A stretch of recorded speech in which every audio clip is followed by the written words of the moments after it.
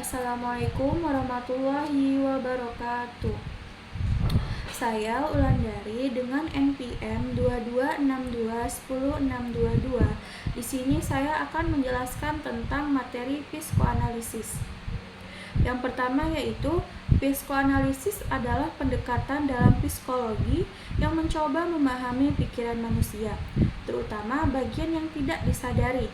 Pendekatan ini dikembangkan oleh Sigmund Freud dan bertujuan untuk menggali apa yang tersembunyi di balik pikiran sadar kita. Psikoanalisis ini juga digunakan sebagai metode terapi untuk membantu orang mengatasi masalah emosional dan mentalnya.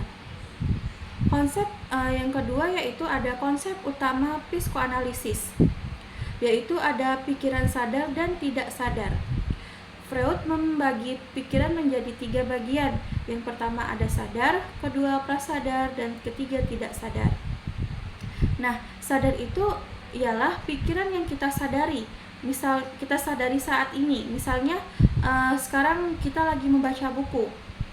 Berarti kita sadar bahwa kita sedang membaca buku. Yang kedua ada prasadar, pikiran yang tidak selalu kita pikirkan, tetapi bisa muncul jika kita mengingatnya. Contohnya kita mengingat nama teman lama kita setelah ada orang menyebutkannya. Yang terakhir yaitu tidak sadar, pikiran yang tersembunyi seperti perasaan, kenangan, atau trauma yang kita tidak sadari, tetapi mempengaruhi tindakan kita. Contohnya, kita takut hewan tanpa tahu alasannya. Mungkin karena hewan itu membuat trauma terhadap masa kecil kita dulu. Baru yang materi selanjutnya yaitu ada struktur kepribadian. Freud membagi kepribadian menjadi 3 bagian. Yang pertama yaitu id, ego, dan superego. Id itu bagian yang mengikuti keinginan dasar, seperti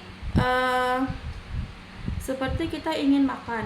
Contohnya itu ketika kita lapar dan kita ingin langsung makan tanpa peduli dengan situasi yang sedang kita hadapi. Yang kedua ada ego, bagian yang berfungsi sebagai penengah.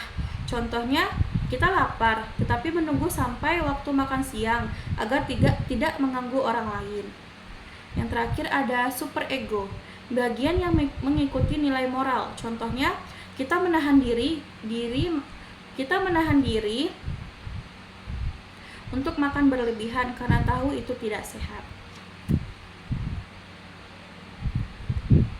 Kesimpulannya, psikoanalisis ini membantu kita memahami bahwa pikiran bawah sadar memainkan peran besar dalam hidup kita. Banyak tindakan dan perasaan yang tidak kita sadari ternyata berakar dari pengalaman masa lalu.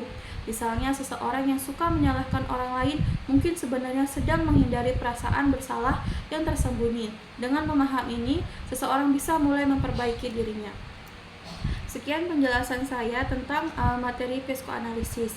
Saya akhiri. Assalamualaikum warahmatullahi wabarakatuh.